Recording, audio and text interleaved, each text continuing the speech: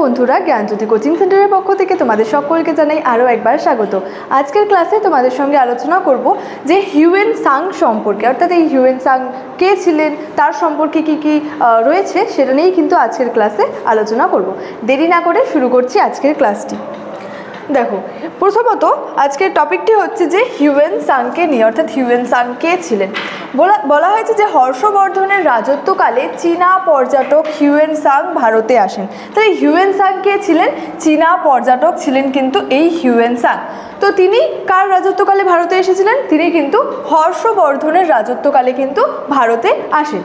তারপরে বলেছে যে 630 খ্রিস্টাব্দ থেকে 645 খ্রিস্টাব্দ পর্যন্ত তিনি ভারতে অবস্থান করেন। তাহলে 630 খ্রিস্টাব্দ থেকে 645 খ্রিস্টাব্দ পর্যন্ত কিন্তু তিনি ভারতে এসে আর কি অবস্থান করেছিলেন এবং ভারতের বিভিন্ন জায়গায় কিন্তু তিনি ভ্রমণ করেছিলেন।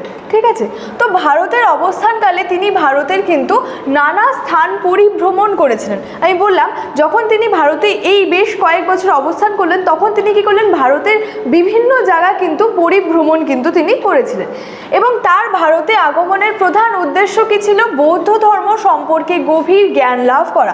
অর্থাৎ এই যে তিনি দীর্ঘ যে বেশ কয়েক বছর যে ভারতে অবস্থান করলেন, তার মূল উদ্দেশ্য কি ছিল? যে বৌদ্ধ ধর্মের যে সমস্ত রীতিনীতি রয়েছে বা বৌদ্ধ ধর্ম সম্পর্কে যা রয়েছে সেগুলোর কি জ্ঞানটা লাভ করার জন্য কিন্তু তিনি তার এটাই কিন্তু মূল উদ্দেশ্য ছিল ভারতে আসার। তো বলা হয়েছে ভারতের অবস্থানকালে তিনি এদেশের সামাজিক, অর্থনৈতিক, রাজনৈতিক অবস্থান সম্পর্কে জ্ঞান অর্জন করলেন। তাহলে তিনি কি করলেন? তিনি যে ভারতে অবস্থান করলেন কিসের প্রতি তিনি জ্ঞানগুলি অর্জন করলেন? সে এদেশের সামাজিক, অর্থনৈতিক, রাজনৈতিক কি অবস্থা রয়েছে, কি অবস্থান রয়েছে, সেই সমস্ত বিষয়গুলি নিয়ে তিনি কি করলেন? জ্ঞান অর্জন করলেন। ঠিক আছে, এছাড়াও বলা যায় যে নিজ দেশে ফিরে যাওয়ার সময় তিনি কিন্তু বেশ কিছু বৌদ্ধ মূর্তি এবং বৌদ্ধ যে আর কি গ্রন্থের পাণ্ডুলিপির সঙ্গে কিন্তু নিয়ে যান। অর্থাৎ তিনি যখন নিজ দেশে ফিরে যান তার সাথে সাথে তিনি কি নিয়ে যান?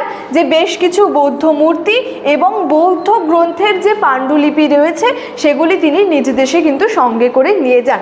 এছাড়াও বলা হয়েছে যে নিজের অভিজ্ঞতা অভিজ্ঞতার ওপর আর কি বেশ কয়েকটি তিনি কিন্তু গ্রন্থে লিপিবদ্ধ করেন। অর্থাৎ এই যে তার যে এই ভারত ভ্রমণের যে অভিজ্ঞতা রয়েছে সেগুলি কি করলেন? তিনি বেশ কয়েকটি গ্রন্থে সেগুলিকে কিন্তু লিপিবদ্ধ করলেন। তো এগুলির মধ্যে বলেছে সবথেকে বেশি গুরুত্বপূর্ণ ছিল হচ্ছে সিইউকি।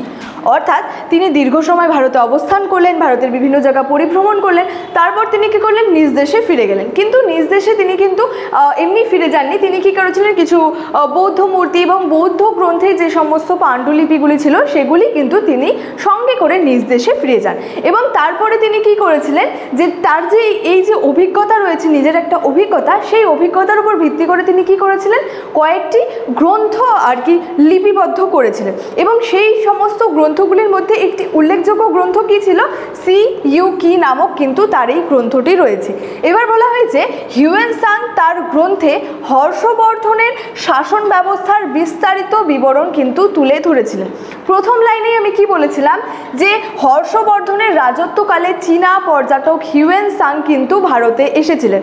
তাহলে যেহেতু তিনি হর্ষবর্ধনের শাসনকালে বা রাজত্বকালে ভারতে এসেছিলেন, সেহেতু তার যে এই বিবরণী রয়েছে সেখান থেকে নিশ্চয় হর্ষবর্ধন সম্পর্কে জানা যাবে। তো ঠিক তেমনই বলা হয়েছে হিউয়েন সাং তার গ্রন্থে হর্ষবর্ধনের শাসন ব্যবস্থার কিন্তু বিস্তারিত বিবরণ দিয়েছেন।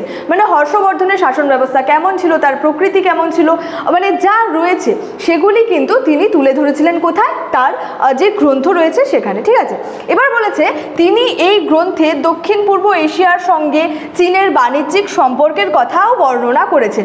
মানে তার এই গ্রন্থ থেকে আমরা কি জানতে পারি? দক্ষিণ পূর্ব এশিয়ার সঙ্গে চীনের যে একটা বাণিজ্যিক সম্পর্ক ছিল সেটা নিয়েও কিন্তু জানা যায় হিউয়েন সাংয়ের গ্রন্থ থেকে। এবং বলা হয়েছে হিউয়েন সাং নালন্দা বিশ্ববিদ্যালয়ের অধ্যয়নও করেন এবং সেই সময় কিন্তু নালন্দা বিশ্ববিদ্যালয় শিক্ষার শ্রেষ্ঠ কেন্দ্র ছিল, একথাও হিউয়েন সাং কিন্তু উল্লেখ করেছেন। তাহলে এই যে হর্ষবর্ধনের রাজত্বকালে বা হর্ষবর্ধনের সময় এই যে শিক্ষার যে শ্রেষ্ঠ কেন্দ্র কি ছিল? এই নালন্দা বিশ্ববিদ্যালয় কিন্তু ছিল বলেই কিন্তু হিউয়েন সাং তার বিবরণে বা তার গ্রন্থে কিন্তু উল্লেখ করেছেন। তাহলে দেখো, হর্ষবর্ধনের রাজত্বকালে তিনি কি করলেন, আর একবার বিষয়টি রিপিট করছি। হর্ষবর্ধনের শাসনকালে চীনা পর্যটক যে ছিলেন হিউয়েন সাং, তিনি ভারতে আসলেন। তিনি ভারতে দীর্ঘ সময় ধরে অবস্থান করলেন এবং সেই দীর্ঘ সময় যে তিনি অবস্থান করলেন সেই সময় তিনি কি করলেন, ভারতের বিভিন্ন জায়গায় কিন্তু ভ্রমণ করলেন। তারপরে তিনি কি করলেন, নিজ দেশে ফিরে গেলেন।